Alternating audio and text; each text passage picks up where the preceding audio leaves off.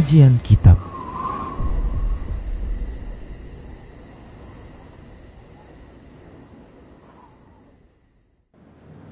Assalamualaikum warahmatullahi wabarakatuh.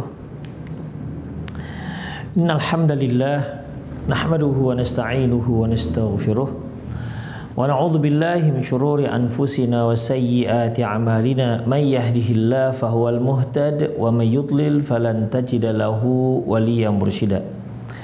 Asyhadu an la ilaha illallah wahdahu la syarika lah wa ashhadu anna Muhammadan abduhu wa rasuluh alladzi la nabiyya ba'dah.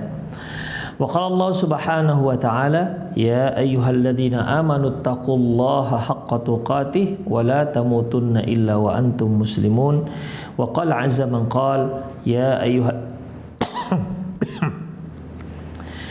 ayyuhalladzina amanu taqullaha wa qulu qawlan sadida yuslih lakum a'malakum wa yaghfir lakum dhunubakum wa may yuti'illaha wa rasulahu faqad faza fawzan 'azima.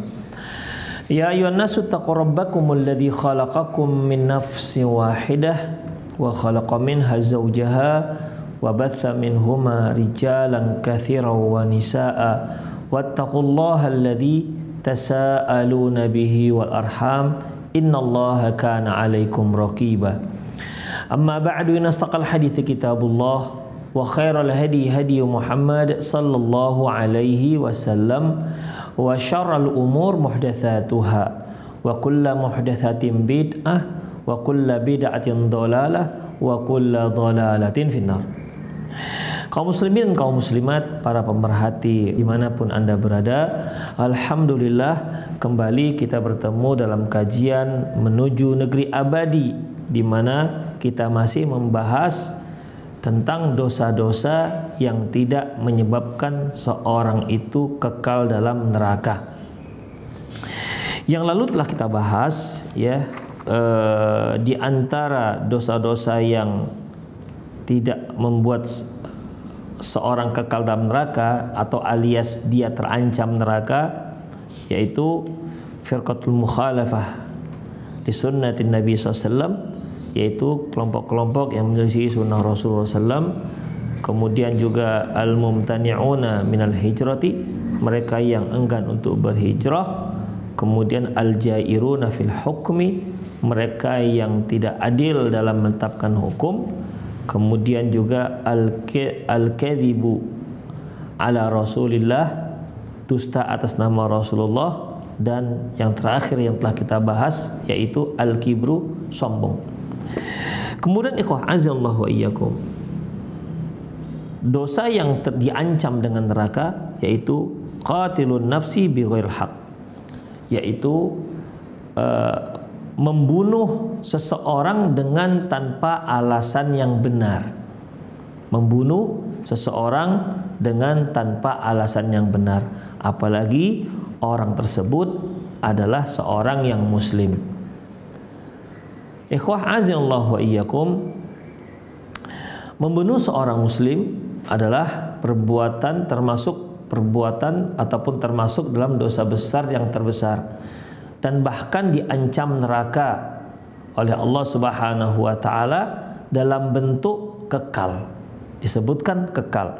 Allah Subhanahu wa taala menyebutkan dalam surat An-Nisa ayat 93, wa may yaqtul mu'minan muta'ammidan, barang siapa yang membunuh seorang mukmin dengan sengaja, fajazauhu jahannam, maka ganjaran untuk dia, hukuman untuk dia adalah dimasukkan ke dalam neraka jahanam. Kemudian perhatikan ikhwah, wa ghadiballah fajazauhu jahannam khalidan fiha, maka ganjarannya, hukumannya adalah neraka jahanam dan dia kekal selamanya di dalam neraka tersebut. Wa ghadiballahu alaihi wa la'anah, Allah melaknat, Allah murka kepada orang tersebut dan melaknatnya. Wa'addalahu adzaban 'azima, dan disiapkan untuk dia azab yang sangat dahsyat. Di sini Allah Subhanahu wa taala memberikan ancaman yang sangat luar biasa, ikhwah. Allah mengatakan, "Wa may yaqtul mu'mina muta'ammidan." Barang siapa yang membunuh seorang mukmin muta'ammidan, dia melakukannya dengan sengaja, fajazaohu jahannam khalidan fiha, maka dia akan dimasukkan ke dalam neraka jahanam khalidan fiha, dan dia kekal selamanya dalam api neraka. Ikhwah azallahu wa iyyakum, konsep ahli sunnah wal jamaah yaitu tentunya tidak ada yang kekal dalam api neraka kecuali orang-orang musyrik atau orang-orang kafir. Itu konsepnya. Adapun adapun orang-orang muslim yang statusnya masih seorang muslim, maka ahli sunnah wal jamaah menyatakan kalaupun dia berbuat dosa sebanyak dosa apapun yang dia lakukan dan Allah Subhanahu wa taala tidak mengampuni dia, maka dia tetap dimasukkan ke dalam api neraka tapi tidak kekal. Satu hari nanti Allah Subhanahu wa taala akan beri syafaat kepada dia dan dia akan dikeluarkan dari api neraka dan dimasukkan ke dalam surganya Allah Subhanahu wa taala. Jadi konsep Ahlussunnah wal Jamaah, ikhwah, meyakini bahwasanya yang namanya kekal dalam neraka itu hanya orang-orang yang non muslim. Adapun kalau dia seorang mukmin, dia seorang muslim, selama dia tidak keluar dari Islam, maka kalau dia tidak diampuni oleh Allah Subhanahu wa taala, maka dia tetap dimasukkan ke dalam api neraka tapi tidak kekal. Permasalahan dengan ayat ini adalah Allah Subhanahu wa taala mengatakan, "Wa may yaqtul mu'mina muta'ammidan." Barang siapa yang membunuh seorang mukmin dengan sengaja, fajazaohu jahannam khalidan fiha, maka ganjarannya adalah neraka jahanam dan dia kekal selamanya. Muncul pertanyaan, apakah seorang yang membunuh orang mukmin yang lain dengan sengaja berarti orang itu telah kafir karena Allah mengancam dia masuk neraka jahanam kekal selamanya? Demikian ikhwah, azallahu wa iyyakum. Inilah dalil yang dijadikan, salah satu dalil yang dijadikan oleh orang-orang khawarij, orang-orang takfiriyun yang mengkafirkan kaum muslimin yang melakukan dosa besar. Dia katakan di antara dosa besar yang terbesar adalah membunuh seorang muslim. Dan barang siapa yang membunuh seorang muslim dengan sengaja, maka dia kekal dalam neraka jahanam. Ikhwah azallahu wa iyyakum. Tentunya ketika kita memahami Quran dan Sunnah Rasulullah Sallallahu Alaihi Wasallam, ketahuilah ada yang lebih faham tentang Quran dan Sunnah Rasulullah Sallallahu Alaihi Wasallam.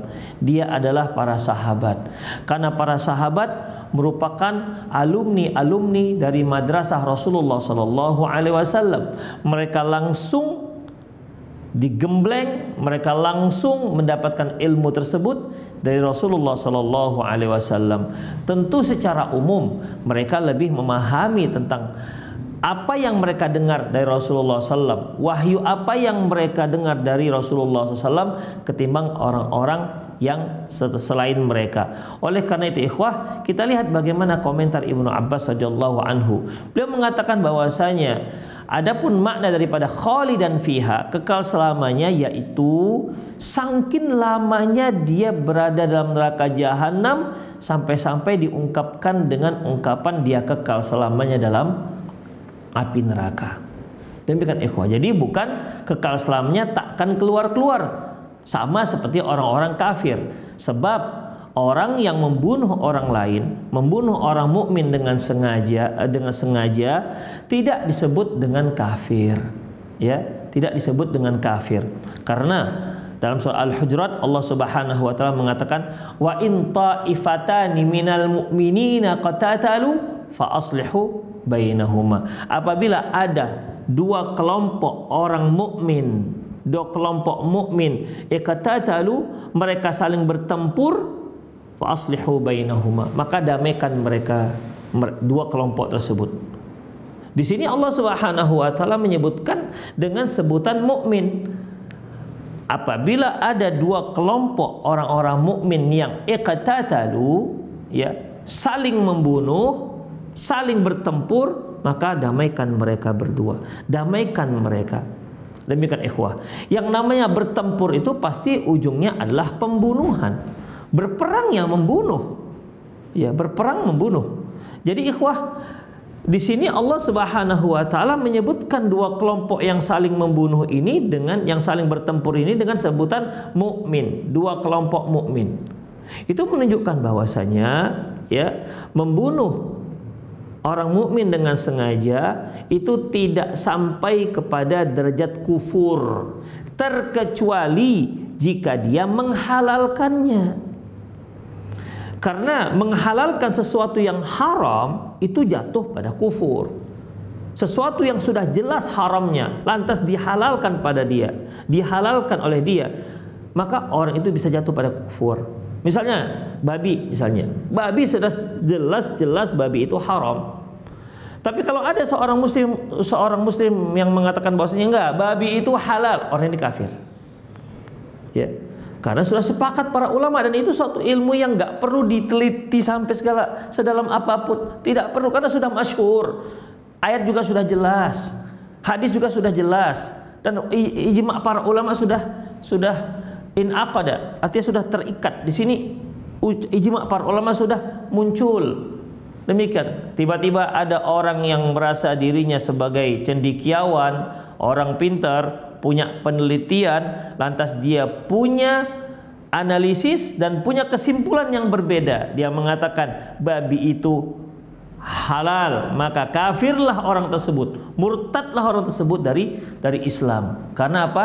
Telah terang-terangan mengatakan sesuatu yang jelas haram itu dikatakannya halal. Zina misalnya ikhwah, zina ada suatu hal yang diharamkan. Jangankan di Islam, di agama lain pun zina itu diharamkan bagi mereka nggak membolehkan. Demikian ikhwah, dalam Islam jangan tanya, ya, jangan tanya, terlalu banyak hadis-hadis mengatakan perzinahan itu haram, dan itu sudah sepakat para ulama.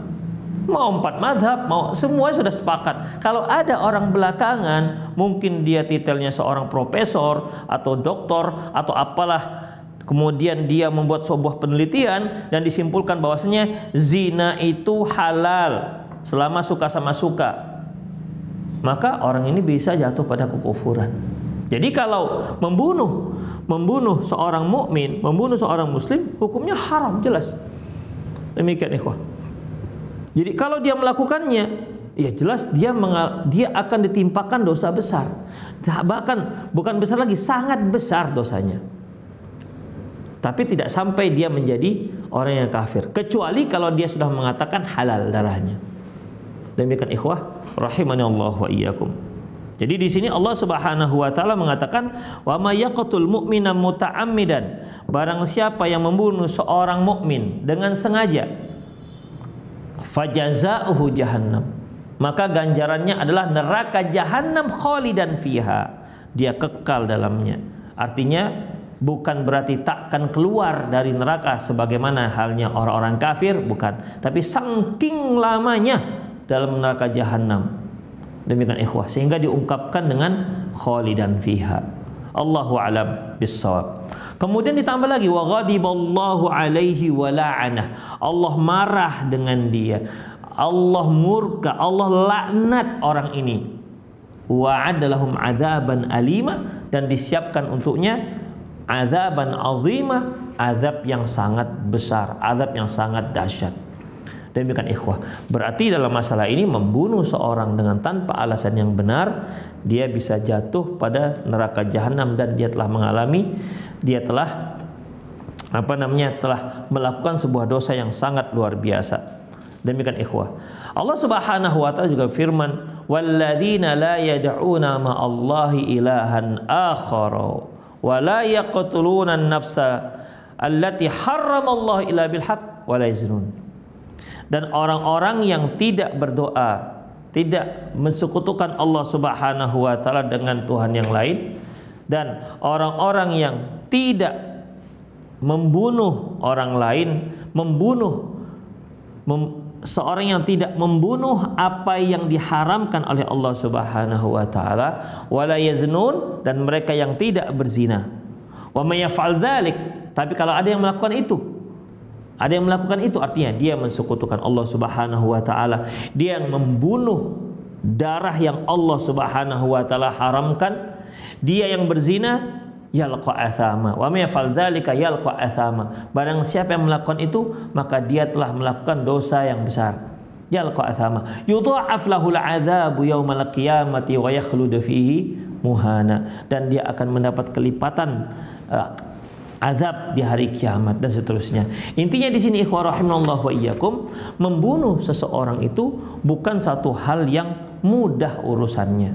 Ya, seperti yang telah kita singgung di kajian lalu bahwasanya seorang yang membunuh orang lain dengan sengaja, dia nanti akan berurusan dengan Allah Subhanahu wa taala. Oke, kalau seandainya di dunia ini dia terbebas dari hukum, terlepas dari hukum, seorang yang memiliki kebal hukum, tidak akan tersentuh oleh hukum, mungkin dikarenakan relasinya yang kuat, atau mungkin dia seorang pejabat, atau dia mungkin seorang yang punya pengaruh yang besar, sehingga Pak Hakim tidak berani menghukum dia mati yang seharusnya dia sudah dieksekusi mati, tapi dia tidak berani memvonis mati. Maka ikhwah, jangan dikira urusan dia sudah selesai di dunia. Urusan dia akan dilanjutkan nanti sampai hari kiamat. Orang yang dibunuhnya akan datang nanti kepada Allah Subhanahu wa taala. Ya Allah, tanyakan kepada dia, kenapa saya dibunuhnya? Kalau dia sampai memancungnya, dia akan bawa kepalanya. Ya Allah, tanyakan kepada dia, kenapa dia membunuh saya? Tidak selesai urusannya. Ikhwah, urusan menzolimi orang lain itu tidak bisa selesai di dunia, kecuali kalau mendapat kemaafan dari orang yang dizolimi. Kalau tidak, urusan itu akan disambung ke ceritanya hingga hari akhirat.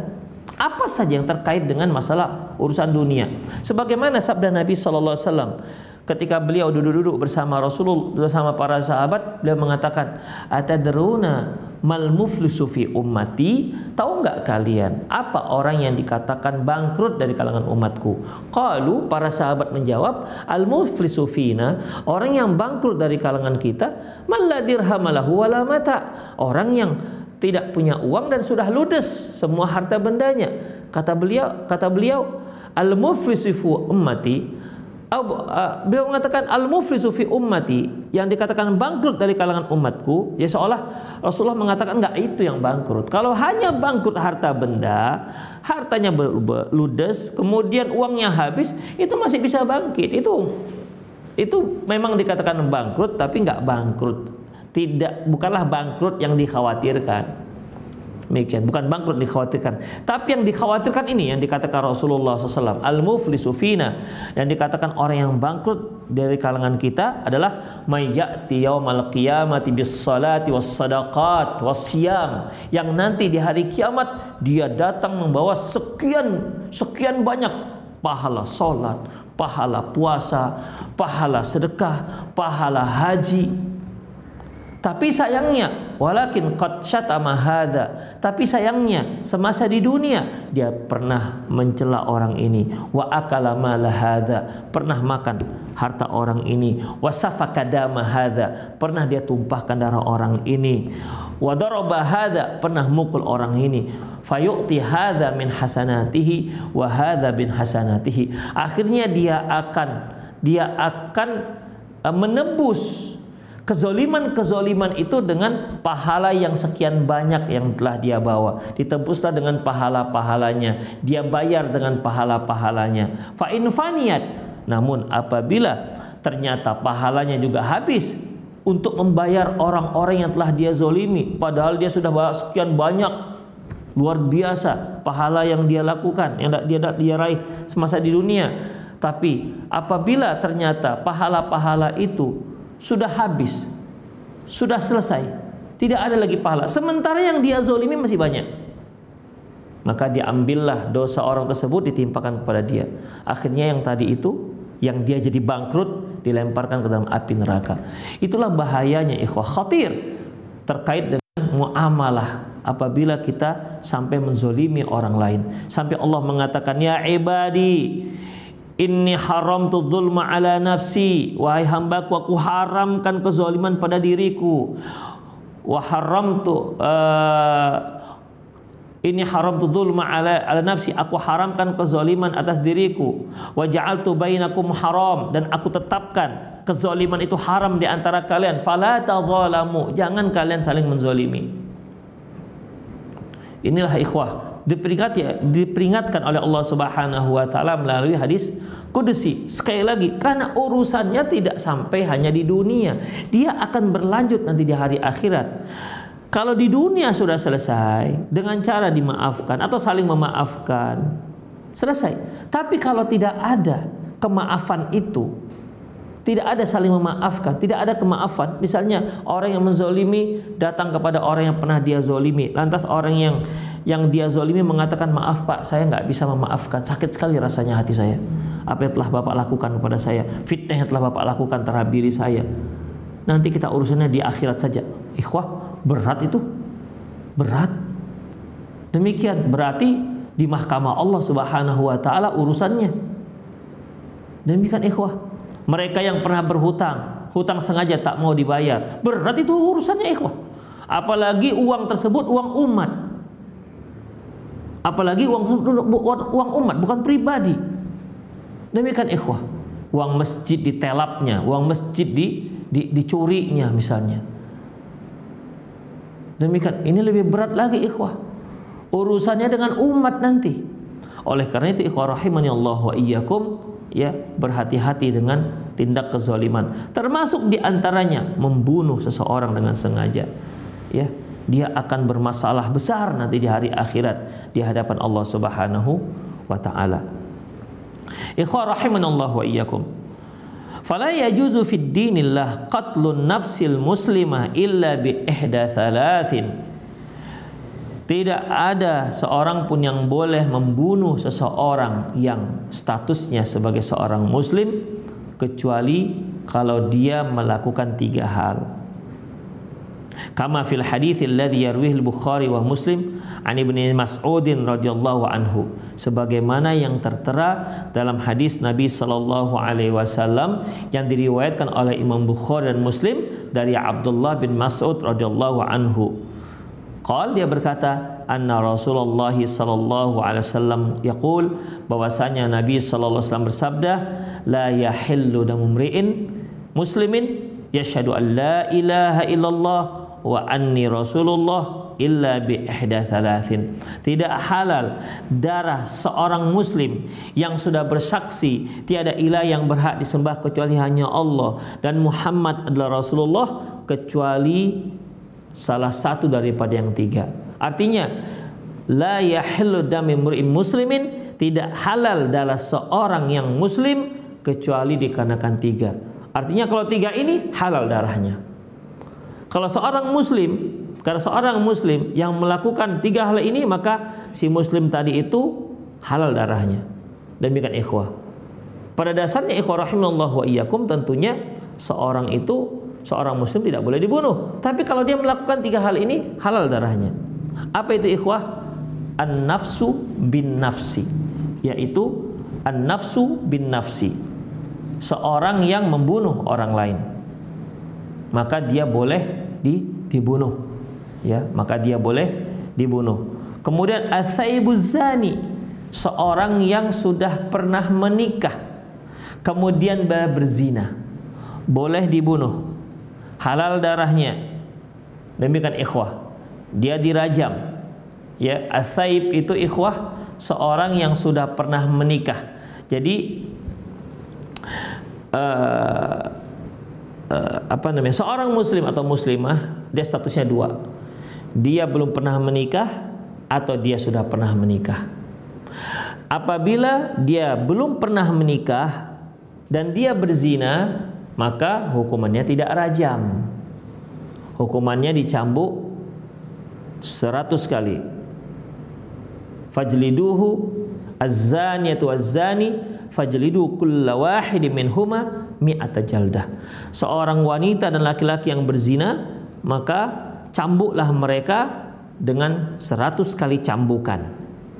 Demikian ikhwah. Ini untuk yang belum pernah menikah. Adapun yang sudah pernah menikah, ya, dan mereka melakukan perzinahan, maka orang ini hukumannya dirajam sampai mati. Diikat tangannya, kemudian dibenam tubuhnya, kemudian dilempar dia sampai mati. Demikian ikhwah rahimani Allah wa iyyakum. Ya. Ini pernah terjadi pada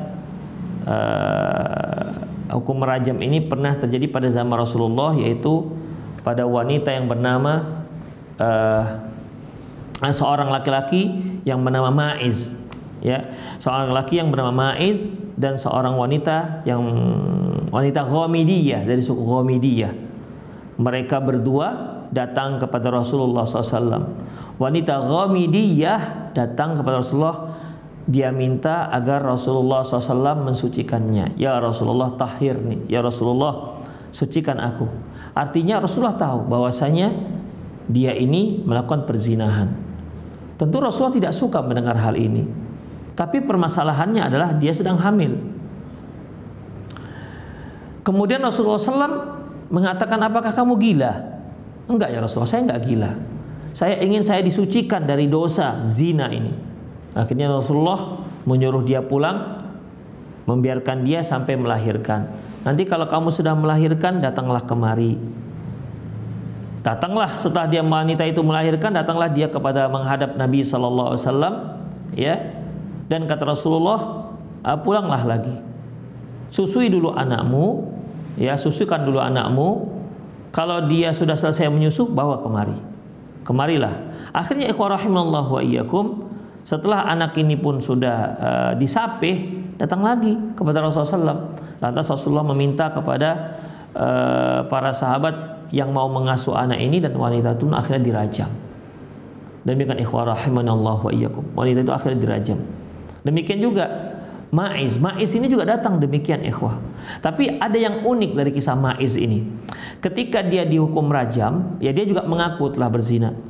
Ketika dia dihukum rajam, dia rasa sakit. Kemudian dia berhasil melepaskan diri dan lari.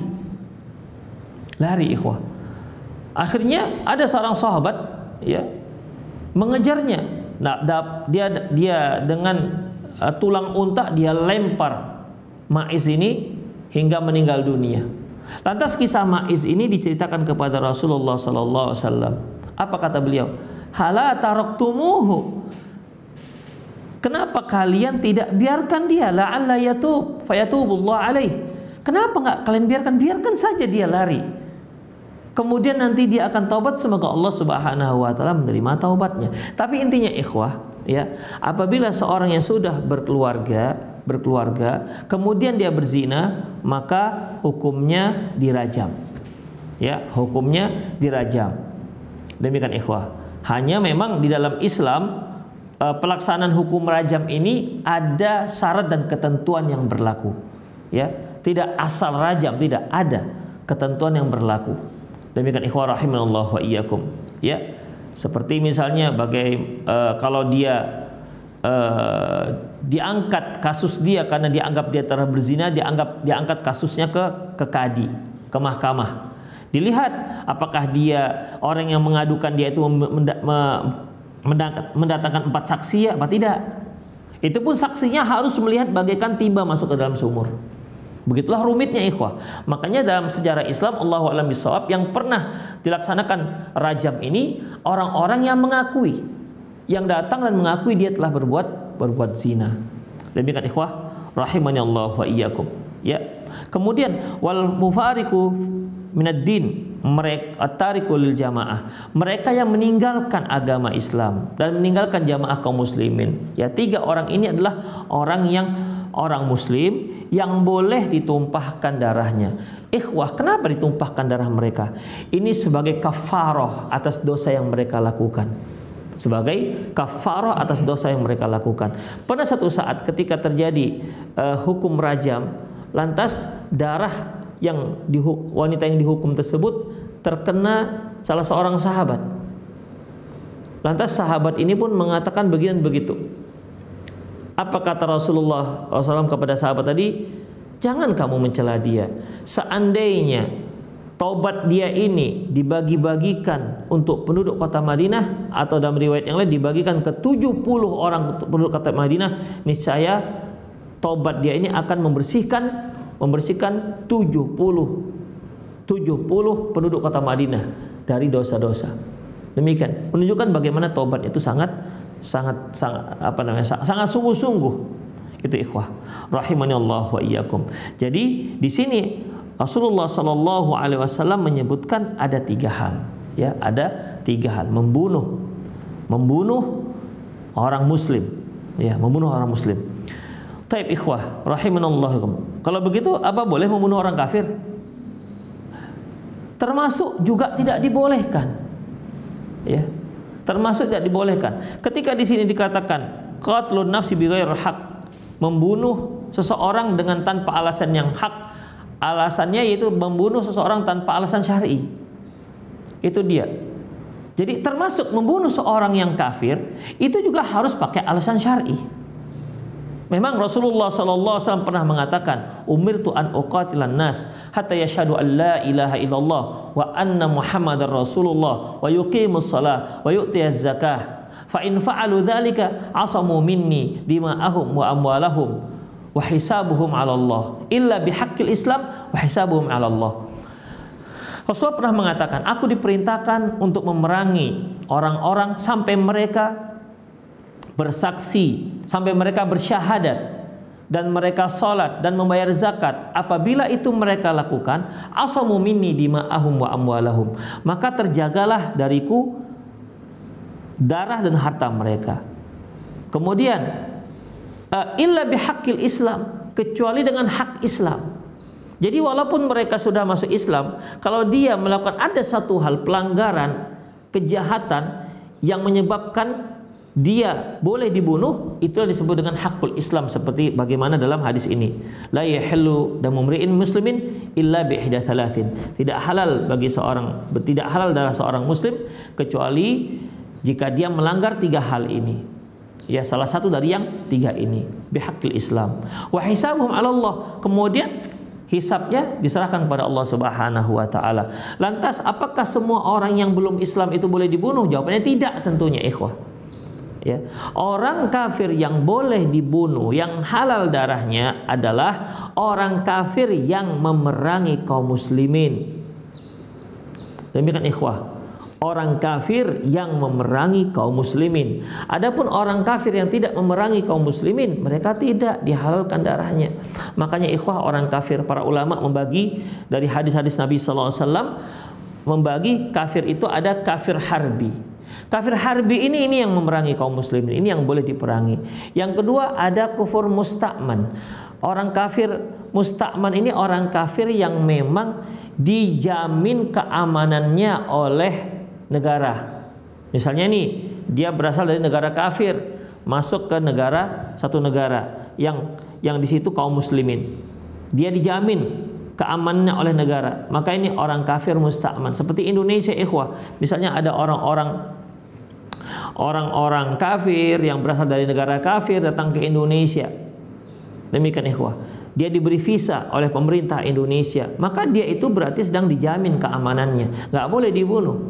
Seperti kalau kita lihat peristiwa bom Bali dulu, ikhwah, di mana orang-orang asing, ya, orang-orang asing yang kafir yang dibunuh, ya, yang sedang berada di Indonesia, itu nggak dibolehkan. Karena mereka datang ke Indonesia itu dengan visa, dan visa itu menunjukkan keamanannya, dijamin keamanannya, maka nggak dibolehkan.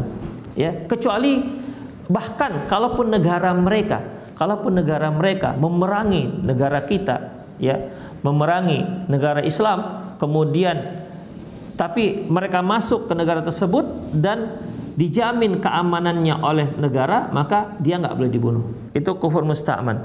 Ada kufur mu'ahad. Kufur mu'ahad ini ikhwah, orang kafir yang punya perjanjian damai dengan kaum muslimin, maka tidak halal darahnya. Ini yang dikatakan Nabi SAW, man qatala mu'ahadan, barang siapa yang membunuh orang kafir mu'ahad, lam yarih rihatal jannah, dia tidak akan mencium bau surga. Wa inna rihaha, sesungguhnya bau surga itu latujadu masirati arba'ina aman. Sungguh aroma surga itu sudah bisa tercium sejauh 40 tahun perjalanan. Demikian ikhwah. Demikian juga kemudian ada lagi kufur az-zimmi. Orang kafir zimmi adalah orang kafir yang tinggal di negara Islam, ya, dan diberi keamanan oleh negara. Demikian ikhwah. Maka tidak ada seorang pun yang boleh menyentuhnya. Itulah ikhwah azallahu wa iyyakum.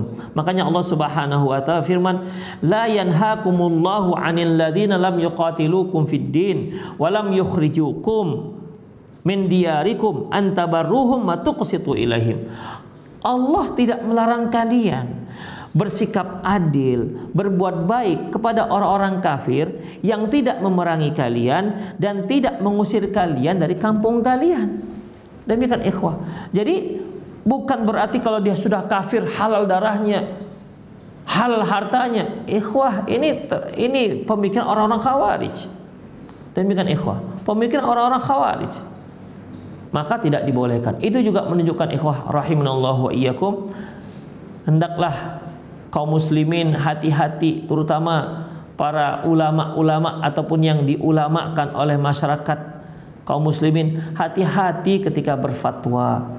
Jangan sampai dia berfatwa tiba-tiba mengatakan jihad, boleh memerangi kelompok fulan, boleh membunuh kelompok fulan. Hati-hati, ini masalah darah. Demikian ikhwah, ini masalah darah yang sangat dalam Islam sangat berat konsekuensinya. Ya, sangat berat konsekuensinya. Bahkan untuk menfatwakan kita harus berjihad melawan negara kafir fulan, itu pun harus ada fatwanya. Ulama khusus yang memang dimintai fatwanya dalam masalah ini. Jadi enggak asal-asalan saja. Yuk kita jihad, kita perangi fulan, kita perangi kelompok fulan, kita perangi jamaah fulan. Ikhwa azallahu, ini masalahnya masalah darah. Ya, masalah darah. Demikian ikhwah azallahu wa iyyakum. Ya, harus berhati-hati terkait dalam fatwa masalah darah. Demikian ikhwah azallahu wa iyyakum. Ya, jadi dalam masalah ini, ya, qatlun nafs, membunuh seseorang, itu jelas satu hal yang sangat membuat Allah Subhanahu wa taala murka. Ghadiballahu alaihi wa la'anah. Allah murka kepada dia dan Allah melaknat orang tersebut. Kemudian a'adda lahum adzaban 'azima, dan Allah siapkan untuk dia azab yang sangat pedih. Wa fi sahih al-Bukhari an Ibnu Umar radhiyallahu anhuma qala, dia berkata, qala Rasulullah sallallahu alaihi wasallam, la yazalal mu'min fi fushatin min dinih ma lam yusib daman haraman. Bahwasanya seorang mukmin akan tetap lapang agamanya, ya, tenang agamanya, selama dia tidak melakukan pembunuhan, selama dia tidak menumpahkan darah. Kemudian qala Ibnu Umar, berkata Ibnu Umar, inna min waratatil umur allati la makhraja liman awqa'a nafsahu fiha. Sesungguhnya di antara perkara yang membuat celaka seseorang, yang dia sulit untuk keluar dari, terlepas dari celaka tersebut. Apa itu? Safkud damil haram bighairil hilli, yaitu menumpahkan darah yang diharamkan oleh Allah Subhanahu wa taala. Demikian ikhwah. Bahkan Umar bin Khattab ikhwah, ya, Umar bin Khattab pernah mengeluarkan fatwanya, dan beliau pernah radhiyallahu anhu membunuh, menghukum mati, mengeksekusi mati 5 atau 7 orang penduduk Son'a, di mana 5 atau 7 orang ini, dan satu riwayat 5, satu riwayat lagi 7 orang, mereka berkonspirasi untuk membunuh satu orang. Berkonspirasi untuk membunuh satu orang. Ternyata kasus ini diangkat kepada Umar bin Khattab dan terbukti mereka berkonspirasi dalam membunuhnya. Maka 5 atau 7 orang ini dibunuh semuanya oleh Umar bin Khattab, eksekusi mati. Lantas beliau menyebutkan satu statement yang Masya Allah menunjukkan ketegasan beliau. Apa kata beliau? La wijtama'u ahlus Son'a, seandainya semua penduduk Son'a, seandainya semua penduduk Son'a terlibat dalam pembunuhan ini, laqataltuhum, semuanya aku bunuh, kata Umar bin Khattab. Jadi bukan hanya 5 atau 7. Seandainya seluruh penduduk Son'a mereka terlibat dalam pembunuhan satu orang ini, ku bunuh mereka semuanya, kata Umar bin Khattab. Menunjukkan darah seorang muslim itu bukan darah yang main-main, ya, bukan darah yang main-main. Makanya dalam Islam, masya Allah, ya, sampai Allah Subhanahu wa taala mengatakan, walakum fil qisasi hayatu ya ulil albab. Sesungguhnya untuk kalian dalam hukum kisos itu ada kehidupan. Makanya hukum kisos, eksekutasi, penggal kepala itu dilakukan di depan orang ramai, bukan di tempat yang tersembunyi, nggak bisa dilihat oleh orang. Tiba-tiba jenazahnya sudah datang, nggak begitu. Di depan orang ramai, dipenggal kepalanya, putus dari badannya, putus. Supaya orang-orang yang melihat itu menjadikan ini sebagai iktibar. Kalian jangan sembarangan membunuh orang. Kalau kalian membunuh, begini nasib kalian nanti. Demikian ikhwah. Jadi jangan sampai kepijak kakinya bunuh. Demikian. Direbut ceweknya, dibunuh. Pacarnya direbut, membunuh. Marah dengan istrinya, istri siram bensin, dibakar, dibunuh. Ikhwah rahimanallahu wa iyyakum. Apa kata Rasulullah sallallahu alaihi wasallam? La zawal dunya ahwanu indallahi min qatli rajul muslim. Sungguh hancurnya dunia ini itu lebih mudah, lebih ringan di sisi Allah ketimbang terbunuhnya seorang muslim. Ketimbang terbunuhnya seorang muslim, hancur dunia ini itu lebih ringan di sisi Allah ketimbang terbunuhnya seorang muslim. Begitulah luar biasanya harga terhormatnya darah seorang muslim. Tidak boleh sembarangan ditumpahkan darahnya, tidak boleh sembarangan dilenyapkan nyawanya. Harus melalui mekanisme yang berat, persyaratan yang berlaku.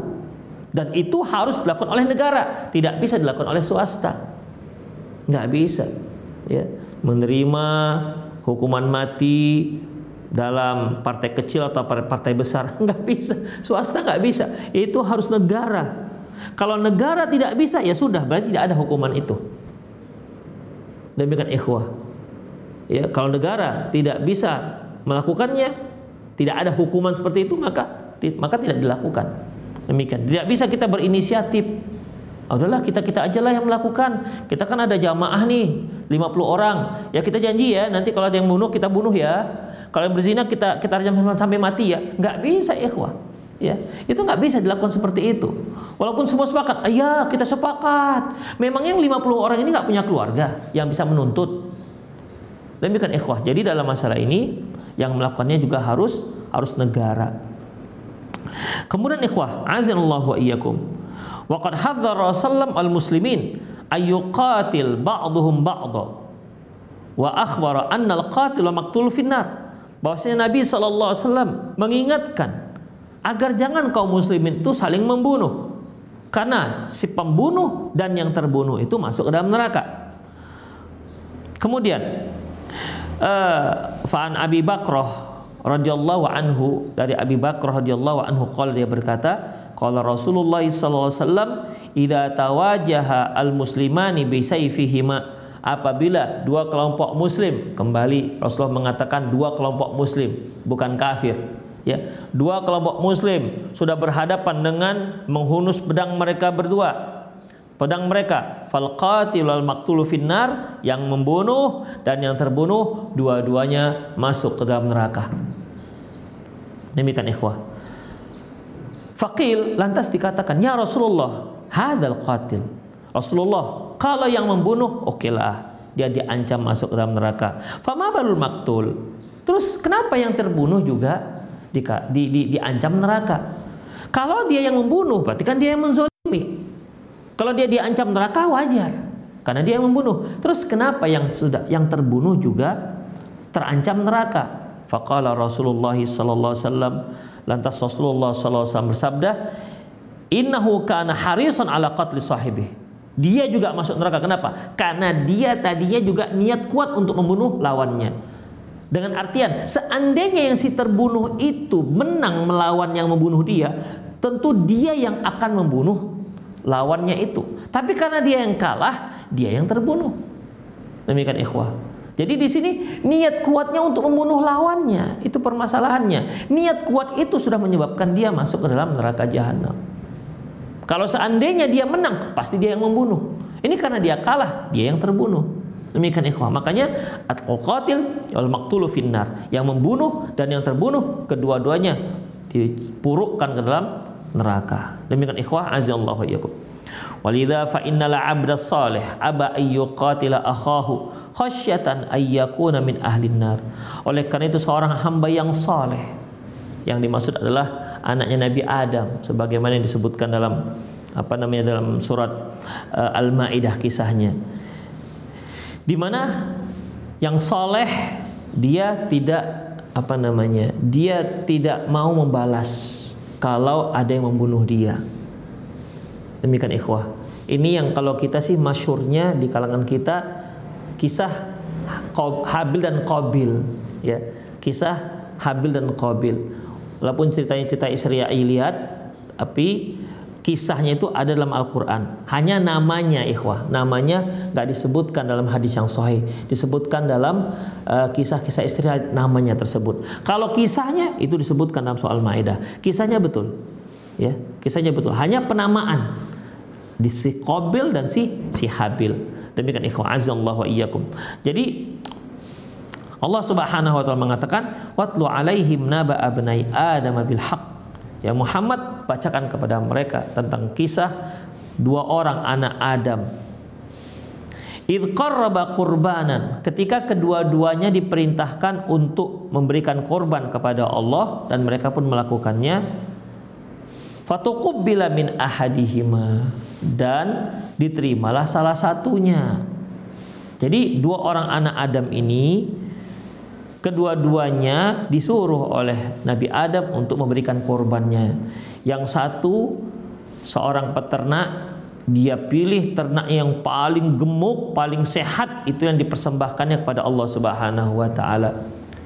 Yang satu lagi petani, dia pilih-pilih hasil tani yang nggak baik, itu yang diberikannya kepada Allah Subhanahu wa taala. Akhirnya Allah Subhanahu wa taala menerima salah satunya. Fatuqubbila min ahadihima, Allah menerima salah satu dari mereka. Walam yutaqabbal minal akhar, dan tidak diterima satu lagi. Kalau dahulu itu dalam tafsir Ibnu Katsir juga ini kisah Israiliyat juga ikhwah, yaitu apabila korban seseorang diterima oleh Allah Subhanahu wa taala, itu akan datang api yang akan mengambilnya. Kalau tidak, maka dia tetap di situ. Tidak ada yang tidak menghilang, tidak ada yang mengambilnya. Tidak ada api yang datang untuk mengambilnya. Makanya diterima yang satu nggak diterima. Karena nggak diterima, yang tidak diterima ini merasa jengkel dengan saudaranya yang diterima. Apa katanya? La aqtulannak. Dia mengatakan, qala la aqtulannak, kubunuh kau. Ya, kepada saudaranya yang diterima korbannya. Qala inna ma yataqabbalullahu minal muttaqin. Kata saudaranya yang diterima korbannya, Allah itu hanya menerima dari orang yang bertakwa. Artinya kalau kamu mau berkorban, berikanlah yang terbaik untuk Allah Subhanahu wa taala. Kenapa dibeli yang enggak? Kenapa diberikan pada yang tidak baik? Demikian ikhwah. Kenapa hal-hal yang kurang baik ataupun tidak baik yang diberikan, yang enggak diterima? Seorang yang bertakwa, dia akan muncul satu sikap, dia akan memberikan yang terbaik untuk Allah Subhanahu wa taala. Makanya saudaranya ini mengatakan innama yataqabbalullahu minal muttaqin. Yang terima itu hanya dari Allah, hanya menerima dari orang yang bertakwa saja. Kemudian apa katanya? La in basatta ilayya yadaka litaqtulani ma ana bibasiti yadiya ilaika liaqtulak. Kalau engkau membentangkan tanganmu untuk membunuhku, aku tidak akan membalasnya. Aku tidak akan ikut membentangkan tanganku untuk membunuhmu. Inni akhafullah rabbal alamin. Aku itu takut dengan Allah Rabbul Alamin. Inni uridu an tabu'a bi ithmi wa ithmika fatakuna min ashabin nar. Aku ingin, ya kalau itu terjadi, ya kamu akan membawa dosaku bersama dosamu, dan kamu akan menjadi penduduk neraka jahanam, menjadi penduduk neraka.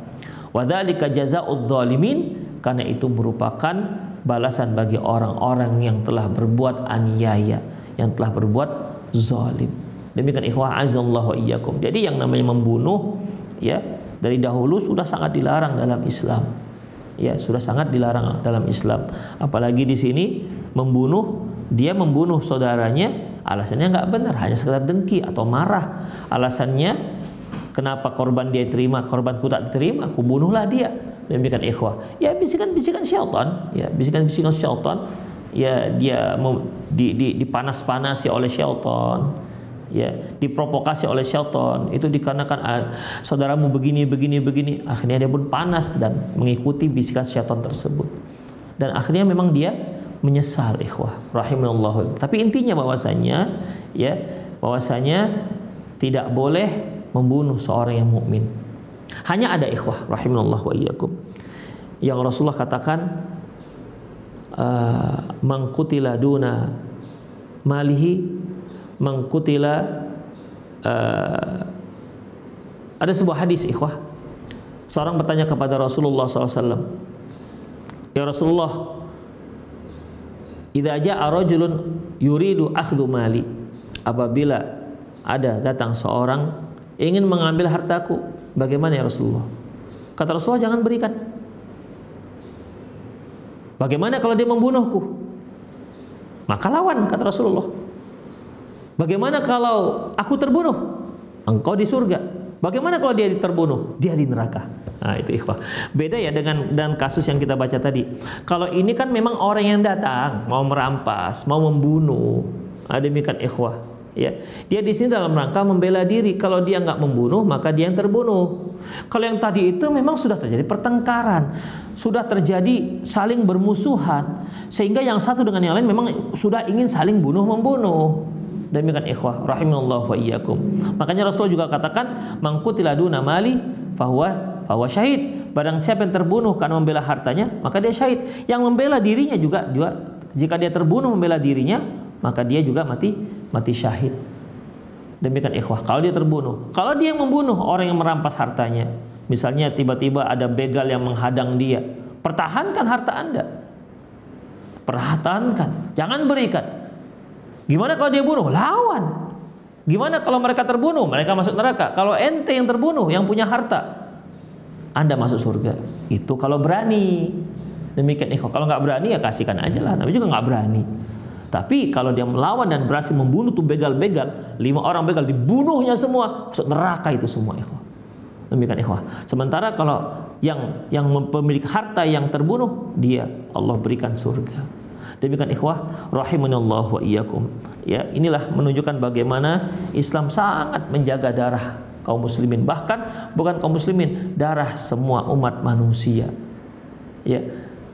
Allah juga pernah bersabda, Allah pernah berfirman tentang Bani Israel, wa kadzalika katabana ala Bani Israel, demikianlah kami tetapkan pada Bani Israel, man qatala nafsan bighairi nafsin aw fasadin faka'annama qatalan nasa jami'a, faman ahya faka'annama ahyan nasa jami'a. Barang siapa yang membunuh seseorang atau membuat kerusakan di muka bumi, maka dia seperti membunuh semua umat manusia. Waman ahyaha, dan barang siapa yang menyelamatkan hidup seseorang, faka'annama ahyanna sajami'a, maka dia seperti telah menyelamatkan hidup semua orang. Demikianlah ikhwah azallahu wa iyyakum, sekali lagi bahwasanya nyawa itu suatu hal yang sangat penting dalam Islam dan sangat dijaga dalam Islam. Tidak sembarangan, tidak asal-asalan dalam melenyapkan nyawa seorang, siapapun dia, ya, siapapun dia. Semoga Allah Subhanahu wa taala menyelamatkan kita, menjauhkan kita dari dosa yang sangat besar ini. Demikian aku qouli hadza wa astaghfirullah li wa lakum wa lisal muslimin innahu huwal ghafurur rahim. Naam. Syukran jazakumullahu khairan wa barakallahu fiik Ustaz atas penyampaian materi pada kesempatan pagi hari ini. Selanjutnya bagi Anda yang bertanya seputar pembahasan pada kesempatan pagi hari ini, Anda dapat bertanya melalui telepon di 0218236543 atau melalui pesan WhatsApp di 0819896543. Pertanyaan pertama akan kita angkat terlebih dahulu dari layanan telepon. Halo. Halo, assalamualaikum. Waalaikumsalam warahmatullahi wabarakatuh. Dengan Bapak siapa dan di mana Pak? Dengan Ismail di Bone, Sulawesi Selatan. Silakan pertanyaannya Pak. Saya ingin bertanya, tapi mohon maaf ini di luar tema. Pertanyaan saya adalah Saya pernah mendengar dari kelompok jemaah tabligh, kebetulan saya dari kelompok jemaah tabligh, bahwa pada tahun ini Imam Mahdi atau salah satu tanda-tanda hari kiamat yang besar akan muncul. Nah, pertanyaan saya, apakah itu bisa dibenarkan atau tidak? Yang kedua, saya ingin mengetahui apakah tanda-tanda hari kiamat yang pertama itu akan segera keluar di beberapa tahun yang akan datang. Sekian, Assalamualaikum warahmatullahi wabarakatuh. Waalaikumsalam warahmatullahi. Jadi pertanyaan Ustaz tentang tanda-tanda hari kiamat, Ustaz, bahwa tanda-tanda hari kiamat akan muncul pada tahun-tahun ini, Ustaz. Dan apa saja tanda-tanda hari kiamat itu, Ustaz? Ikhwan rahimanallahu wa iyyakum. Allahu a'lam bis-shawab. Rasulullah sallallahu alaihi wasallam ketika berbicara tentang yang akan datang, beliau sallallahu alaihi wasallam selalu menyebutkannya secara rinci. Seperti yang pernah kita singgung bahwasanya masing-masing nabi itu telah mendapat rekomendasi dari yang sebelumnya, dari nabi sebelumnya, dan dia juga akan merekomendasi nabi yang setelahnya jika ada. Sebagaimana firman Allah Subhanahu wa taala tentang perkataan Nabi Isa alaihissalam, wa idz qala Isa ibnu Maryam ya bani Israil inni rasulullahi ilaikum musaddiqan lima bayna yadayya minat taurat wa mubasysyiran bi rasulin ya'ti min ba'di ismu Ahmad. Ketika Isa alaihissalam berkata, wahai Bani Israel, aku itu merupakan inni rasulullahi ilaikum, aku itu adalah utusan Allah untuk kalian. Musaddiqan lima bayna yadayya minat taurat, sudah ada penjelasan di Taurat. Kemudian wa mubasysyiran bi rasulin, dan aku juga memberikan kalian kabar gembira dengan seorang rasul ya'ti min ba'di, yang datang setelahku, namanya Ahmad. Demikian juga Rasulullah SAW Rasulullah Shallallahu Alaihi Wasallam sebagai nabi yang terakhir sudah ada direkomendasi, sudah ada rekomendasinya, sudah ada disebutkan dalam ciri-cirinya dalam Taurat dan juga dalam Injil. Makanya Allah mengatakan alladzina atainahumul kitaba ya'rifunahu kama ya'rifuna abna'ahum. Orang-orang yang kami berikan kitab, ya, Taurat dan Injil, Zabur, mereka tahu persis tentang kebenaran Muhammad itu, sebagaimana mereka mengenal anak-anak mereka sendiri. Kalau kita punya anak 5, 10, apakah pernah kita salah? Kan nggak pernah salah, karena kita tahu persis mana anak kita dan mana yang tidak anak kita. Demikian juga orang-orang Yahudi, orang Nasrani tahu persis bahwasanya Muhammad itu betul. Ciri-cirinya sudah ada jelas sekali dalam Taurat dan dalam Injil. Demikian ikhwah. Demikian juga Rasulullah menceritakan yang akan datang, kisah-kisah yang akan datang, pemimpin-pemimpin yang akan datang. Rasulullah SAW menyebutkan tentang akan turun Nabi Isa alaihissalam, termasuk diantaranya Imam Mahdi. Ya. Siapa ini Imam Mahdi? Rasulullah juga menyebutkan ikhwah. Di antara yang diriwayatkan oleh Imam Muslim, beliau menyebutkan bahwasanya dia berasal dari keturunanku, berdasarkan dari keturunanku, dari keturunan Fatimah. Kemudian beliau juga mengatakan namanya seperti namaku dan nama ayahnya seperti nama ayahku. Demikian ikhwah. Dan beliau menyebutkan, mengkaitkan Imam Mahdi ini dengan peristiwa Dajjal yang sedang terjadi pada saat itu.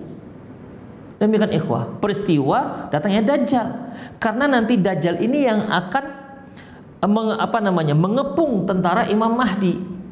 Pada waktu itu mereka, tentara Dajjal ini mengepung Imam Mahdi dan tentaranya di dalam masjid, dan waktu itu turunlah Nabi Isa alaihissalam. Jadi ceritanya itu berentet, ya, ceritanya berentet. Demikian ikhwah. Jadi kalau dikatakan sekarang sudah ada Imam Mahdi, terus Dajjalnya mana? Padahal datangnya Dajjal itu juga didahului dengan 3 tahun. 3 tahun.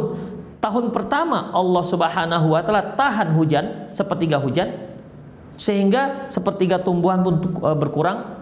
Tahun kedua Allah tahan 2/3 hujan, sehingga 2/3 tanaman tak tumbuh lagi di muka bumi. Tahun ketiga Allah tahan hujan, tidak ada lagi, sehingga tanaman pun tidak turun, tidak tumbuh, tak ada lagi tanaman.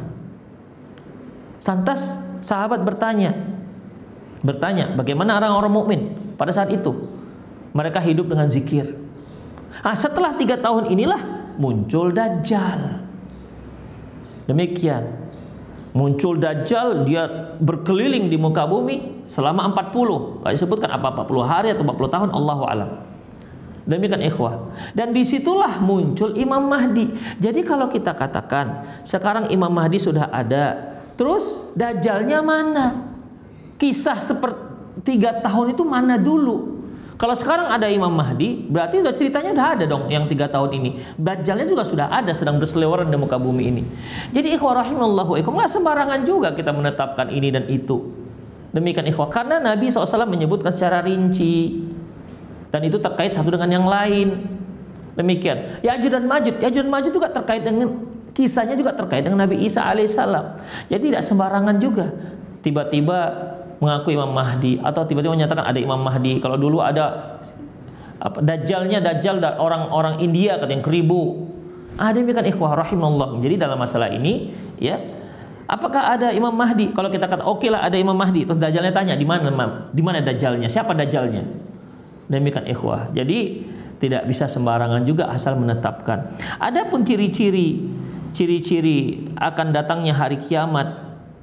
Ciri hari kiamat itu ada 2, yang sudah terjadi dan yang belum terjadi.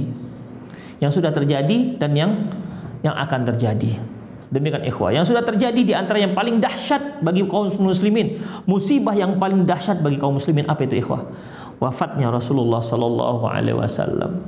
Wafatnya Rasulullah sallallahu alaihi wasallam. Terbelahnya bulan, kemudian munculnya api di daerah Jazirah sehingga cahaya sampai ke daerah Syam. Demikian ikhwah ya. Dan ada beberapa hal yang lain. Kemudian untuk yang belum terjadi seperti Dajjal, Imam Mahdi, Ya'juj dan Ma'juj dan lain-lainnya. Demikian. Untuk rincinya boleh dilihat di buku yang insyaallah banyak ditulis ya secara rinci dalam masalah ini. Intinya bahwasanya karena ini masalah yang akan datang, berarti terkait dengan masalah gaib, harus bicara atas dasar hadis dan hadisnya harus sahih. Tidak asal dikait-kaitkan, dicok-galicokkan. Jangan ikhwah ya. Harus benar-benar dianalisa ya terkait hadis satu dengan hadis yang lain. Demikian ikhwah. Jangan tiba-tiba nanti dikatakan akan muncul dukhon. Tahun berapa kemarin ya ada yang menyebutkan, salah seorang ustadz menyebutkan muncul dukhon di 2 tahun yang lalu nggak salah di 15 Ramadan. Kemudian setelah lewat tiba-tiba dia katakan saya minta maaf atas kesalahan ini. Tapi orang sudah dibuat takut dengan dia. Ya, sudah dibuat takut dengan dia. Bahkan ada salah seorang ibu di Medan, dia punya anak di Bandung. Anaknya nggak mau melanjutkan kuliahnya, dia minta pulang ke Medan. Kenapa? Karena sebentar lagi akan terjadi dukhon. Nggak mau lagi dia kuliah, tidak mau kuliah. Demikian ikhwan, sebentar lagi mau dukhon. Maka dia ingin ketika dukhon itu terjadi, dia ingin bersama mamanya. Demikian mamanya cerita ke saya. Ini kan ikhwah konyol namanya. Oleh karena itu ikhwah azza-Allah, hati-hati dalam masalah itu. Saya kira cukup ya. Mengenai rincinya lihat di buku-buku banyak disebutkan di hadisnya tentang ciri-ciri ataupun tanda-tanda hari kiamat. Demikian, lebih dan kurang mohon maaf. Aku qouli hadza wastaghfirullah li wa lakum wa lisal muslimin innahu wal ghafurur rahim. Saya undur diri. Assalamualaikum warahmatullahi wabarakatuh.